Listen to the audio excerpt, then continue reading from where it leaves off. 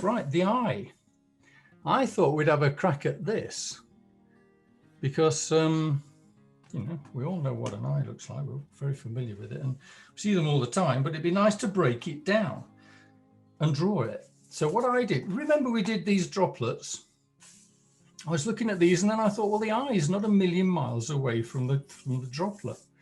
Like the eye, which is basically a droplet in front of a sphere, behaves in the same way. It behaves in the same way, and it reflects a highlight and it magnifies the light towards the bottom edge. And yeah, it's a droplet shrouded by eyelids. So before we start, let's just have a look at this. Right, this eye, we have to consider it as a three-dimensional object. We have to consider it as a, hang on one sec. We have to consider it behind these eyelids and behind this eye socket, there's a big bow, there's your skull, obviously, behind this flesh. And this skull has a hole in it, the eye socket. And inside this eye socket is a sphere. It's the eyeball, which is this thing. It's about that size and it is spherical, it's three-dimensional. So what we've got to realize is that we are drawing, when we're drawing this, we've got to realize that the white of the eye and everything that we're looking at is a three-dimensional object and not just a flat surface. Okay, right, so grab yourself a pencil and let's make a start. I'm going to pull you down a little bit closer for this one.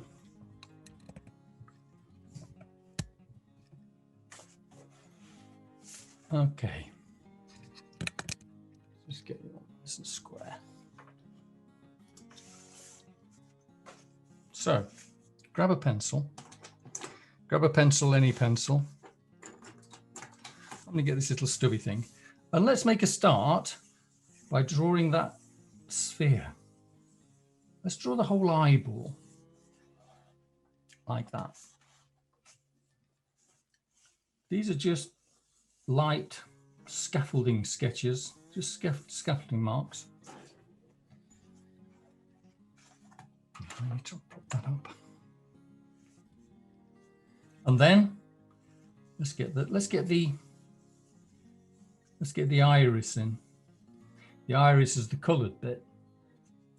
And then let's get the pupil in, which is the black bit, which is a hole that disappears right to the back of the retina. That's why it looks black. There's nothing there. It's darkness. And let's get that highlight in for the time being. But as I mentioned, you know, if the light's coming down from here, we know that because we can see a reflection of the light source in there. It's coming down like that. So we know the light's coming down from there. So this, the white of the eye, behaves like a sphere. And you can see that here. You can see that it's in shadow as it disappears away from the light. It gets shaded. And we got to bear that in mind when we draw it. Okay, so with that, let's consider putting in some of these fleshy flaps, the eyelashes, sorry, not the eyelashes, the eyelids. And the eyelids, there's a tear duct down here. It's round about the corner of the eye, slightly lower. In fact, it's probably further down there like that. And the eyelids float over the eye like that. So remember, this is a three-dimensional object, so this is coming forward. So it follows the curve of that sphere like that. Okay, it's slightly lower than the top of the iris because it's further forward, and it covers the spherical eyeball, wraps around the eyeball. And the same happens on the lower lid. Again, it starts at the edge and it comes around, and it comes around the front of the eyeball like that, following the curve of the sphere and into the tear duct, like so. So we've got these flaps of skin covering this spherical eyeball. Now, once we've got those structures in place, we're kind of halfway there. We've now got to look at what is happening to the light that's falling down on it. And we know the light's coming from over there. So if we just get a basic bone structure, and you can see the bone going around there.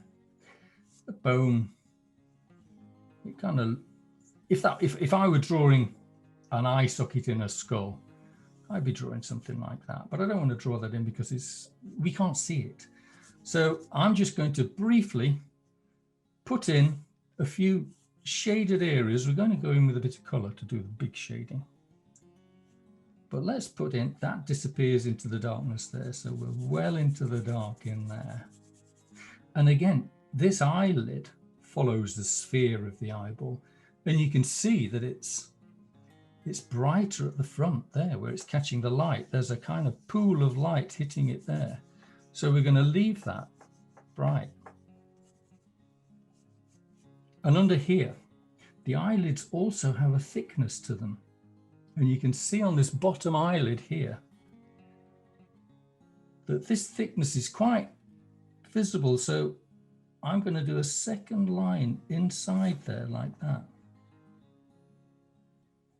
Because that eyelid's facing forward, you can see this thickness of the eyelid there. And as the light is usually coming down from above, this is always one of the brightest parts. Apart from the highlight, this top edge of this bottom eyelid is often one of the brightest parts of the eye. So we're going to notice that, and we're going to leave that light as well. And we're just going to say, okay, well, this turns away from the light and disappears like that. So another big thing to notice as well is that this eyelid that comes over the front of the eye casts a shadow over the eye. So underneath here, there's a zone of shade. These aren't eyelashes. This is a dark patch. This is a shadow that's cast onto the eyeball by the top eyelid. Okay. And you can see that in the difference between the value at the top of the iris, the colored bit, and the bottom bit. Just like we did on the droplet, it's much, much darker at the top. So I'm just putting this in as a value. We're going to paint this in a second. Let's get this iris black as well. I mean, this is always black. That is always the blackest part of the eye. But now, can you see this top eyelid is casting a shadow over the iris, and that gives it a real hint of realism. Okay, now we said early on, one of the first things we spotted was the fact that this is a sphere inside the eye socket, and you can see down the edges of the eye here how much darker it is down here.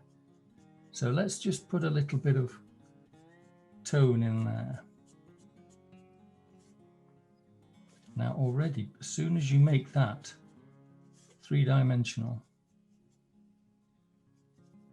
it gives it a bit of value, it gives it a bit of form, doesn't it? Now, you carry these principles on away from the eye, and you can build the face. There's a brow ridge. The top of that socket there curves down and goes out there. I mean, there's makeup on this model's eye, which is a little bit deceptive, but you can see how the eye begins to take shape. This comes down here. We've got a tear duct here. Usually sits around about there, which is slightly lower than halfway. And the rest falls into place. Eyelashes, you need to treat as clumps of value. And also, they don't just stick out like starbursts. They tend to come down and then swoop up. So if I were to do an eyelash, it kind of comes down below the eye and then swoops up like that. And they exist in clumps of different density. You know, bring them down like so. Bring them down below the eyelash. They shoot down and out. Down and out. On the top lash at least. On the bottom, they tend to just stick out from the front edge, or even below the front edge.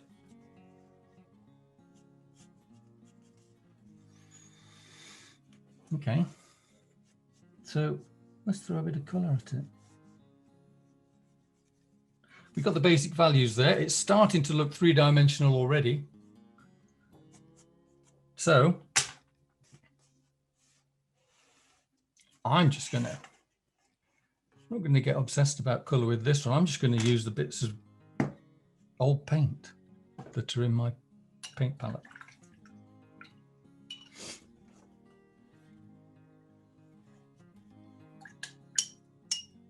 So if I wanted to start getting some flesh tone in, I'd go with, hang on.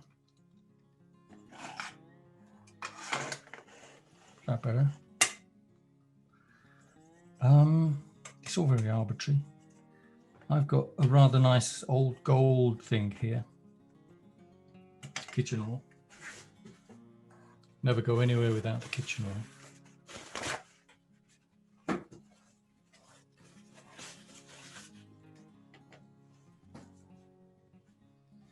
Right, just activating a very, very pale wash.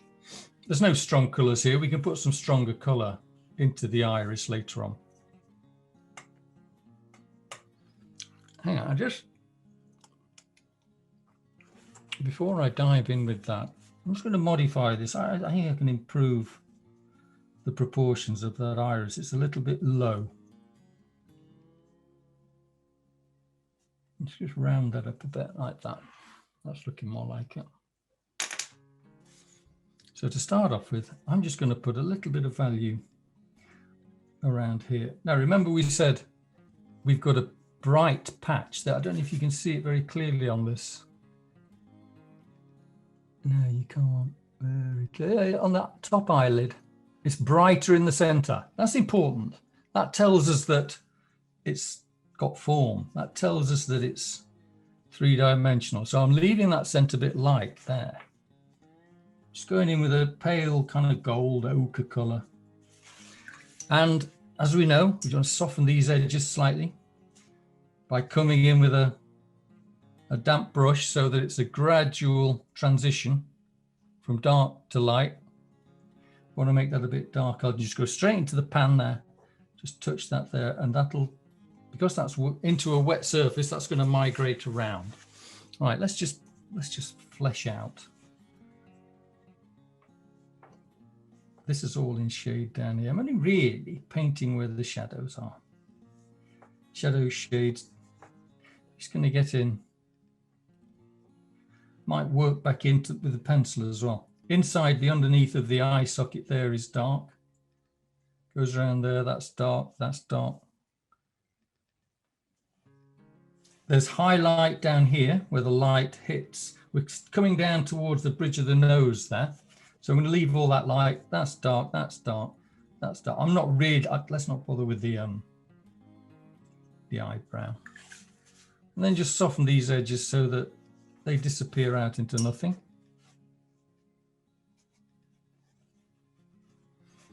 And if I want to, now this paper's now slightly wet.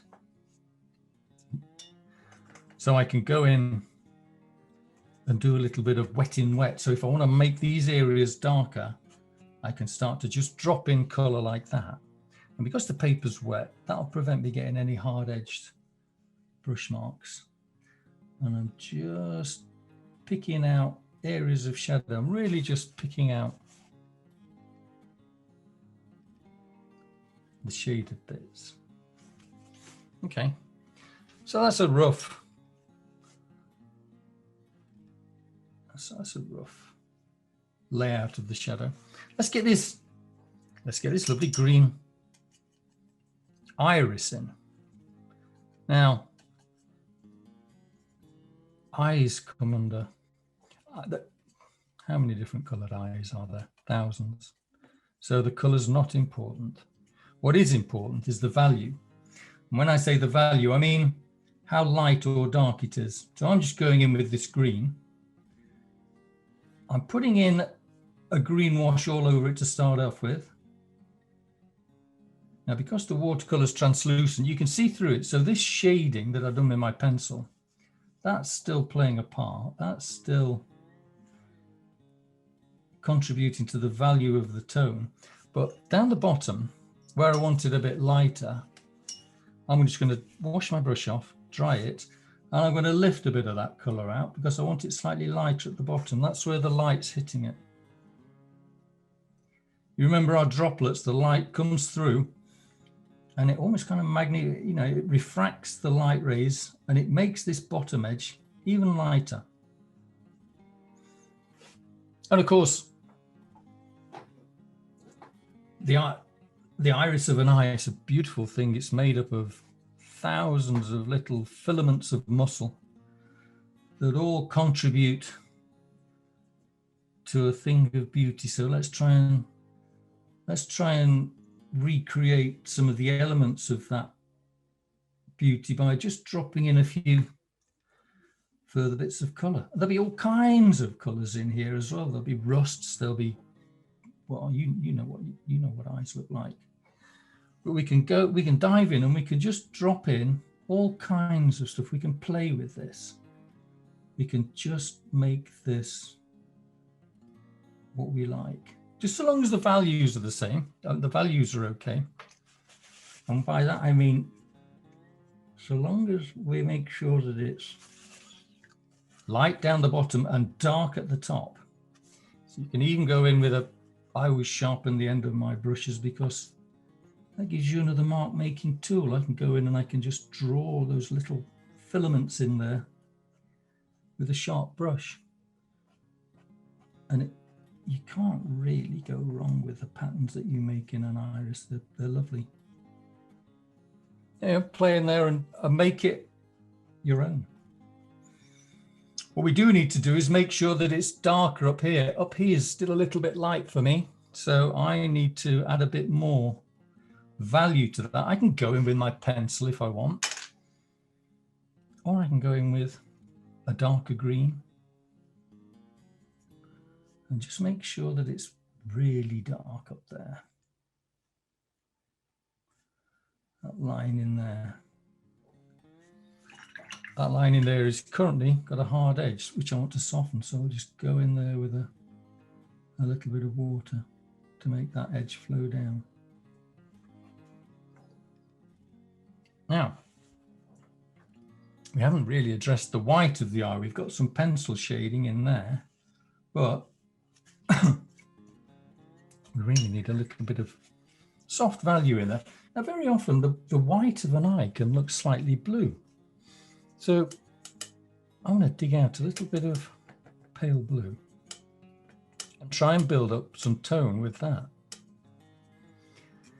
It gives a nice contrast to the color of the flesh.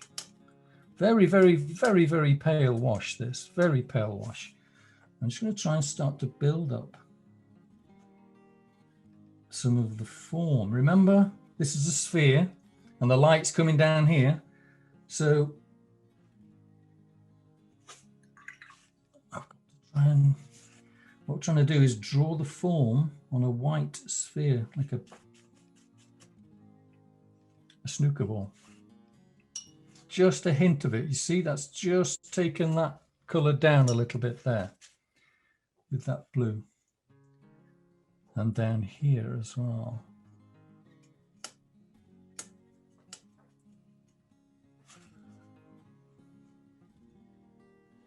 Ever so slightly.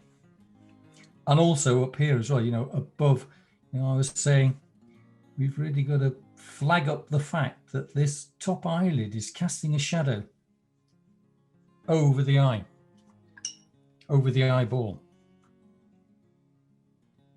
And then, as we all know, you seasoned veterans, you go in with a damp brush, just bring that damp brush up to the edge of your paintbrush mark to soften the edge.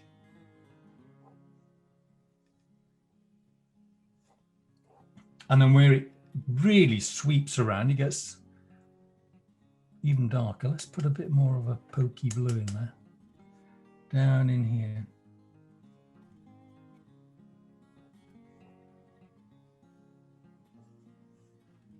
Nice.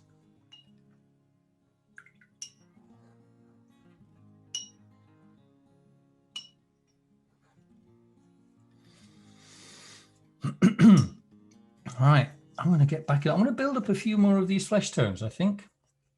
Because, you know, it's always good to look at that, then look at that, then look at that, then look at that. And you can see, you know, we've got a way to go to bring down the values to that. This top edge, it's not maybe as bright white as I've got it here. So I can just put a bit of tone in there. And it's probably a nice idea to add a little bit of red to get this tear duct thing more accurate. There's lots of specular highlights on there. There's because it's wet and shiny, there are little glints of white that we must leave. But it's probably a nice idea to warm it up a bit because it's this eye is probably looking a little bit yellow. So let's try and bring some red, some more flesh, warm flesh tones into there with a little bit of red. Maybe bring in some red here as well. In fact, the whole thing could probably do with warming up a little bit.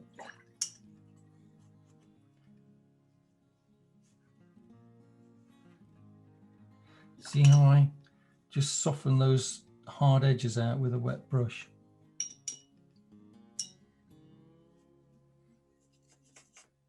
You know, go in there with a wash, and then where the wash ends, just soften that off with a wet brush.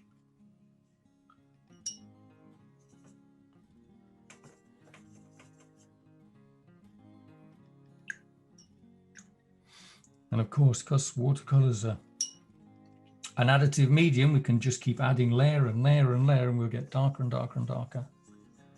Looking at this, I'm thinking that's probably doesn't need to be as white as that. The only white spot should be the specular highlight in the middle of the iris. So we could probably put a tone on that, just so long as we keep it lighter than the rest. We need to insist that it's coming forward. We need to insist that it's in the light as opposed to in here, which is in the shade. So maybe I'll just bring some of that over there and kill that highlight a little bit. That's better.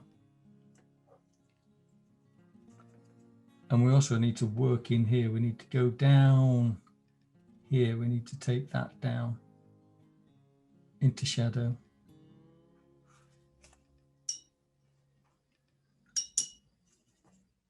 Flesh is tricky. Flesh is a tricky color to nail. It's made up of all kinds of different colors. So don't worry if you're a bit orange or if you're a bit blue or green or whatever. Flesh is a lesson in itself.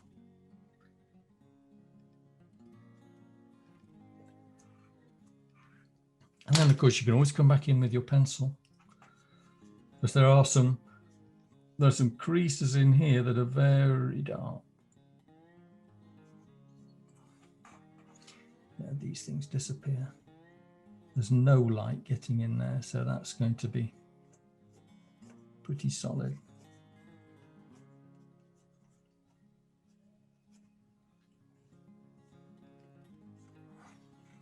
So looking at this, it's not bad. I'm thinking now we can still take this shadow underneath this eye down even further. I don't think that's as solid as it could be.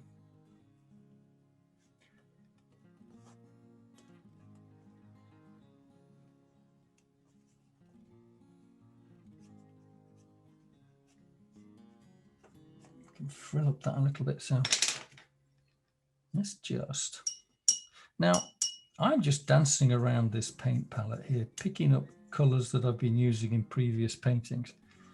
Maybe a hint of purple. He says finding some suitable purple there will just be enough just to add a little bit more oomph to that shadow there.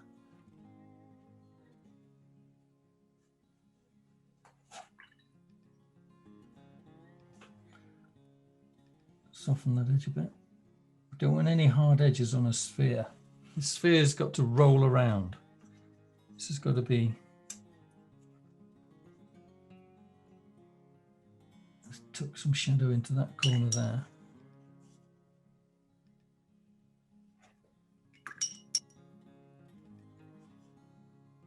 And to some degree, you know, you can also see the shadow underneath. It almost comes all the way around here.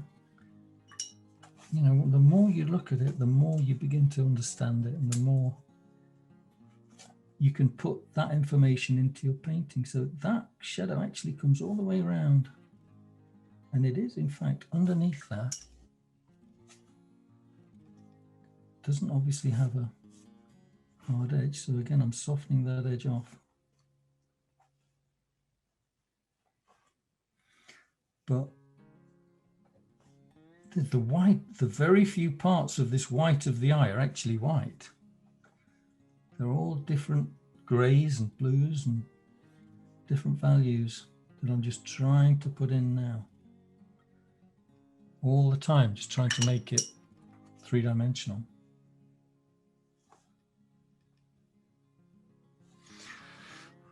Now this iris that we did earlier, that's dried off. So that means that we can glaze over the top now.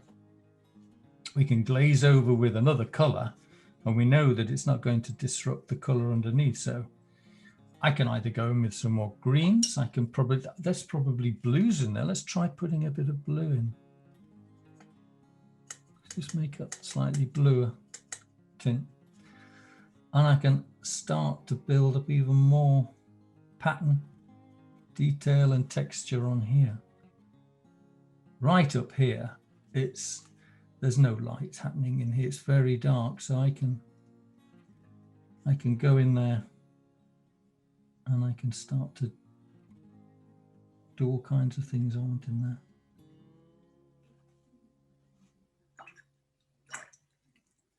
Might be a bit hard edged, might be a bit intense, so I can just soften that up with a wet brush.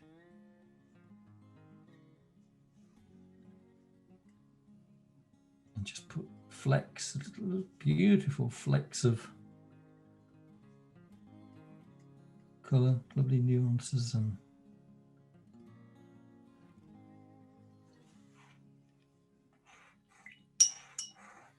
on this particular eye, you can see that the light's catching just the top of this iris around here. This is the slight lightest bit.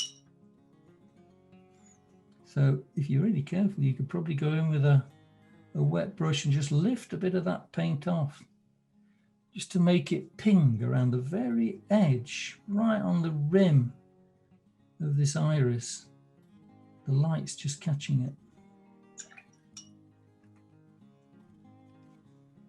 And then we can go in and we can carry on building up this kind of beautiful patina of muscle fibers and colors.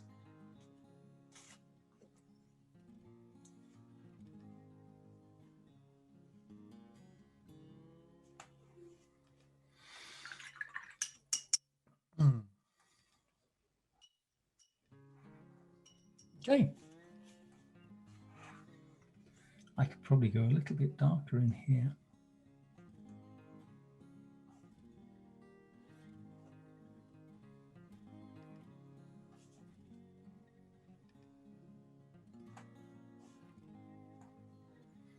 Probably go a little bit darker in here.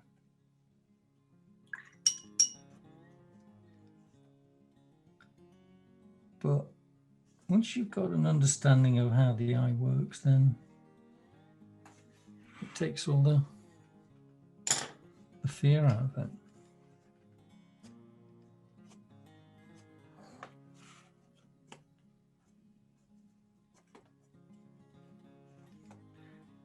work in a few more lashes. Remember, clumps, not just strands, clumps. Carry on working on these values.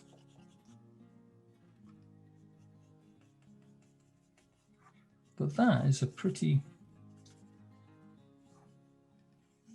detailed overview of the construction and the engineering of an eye.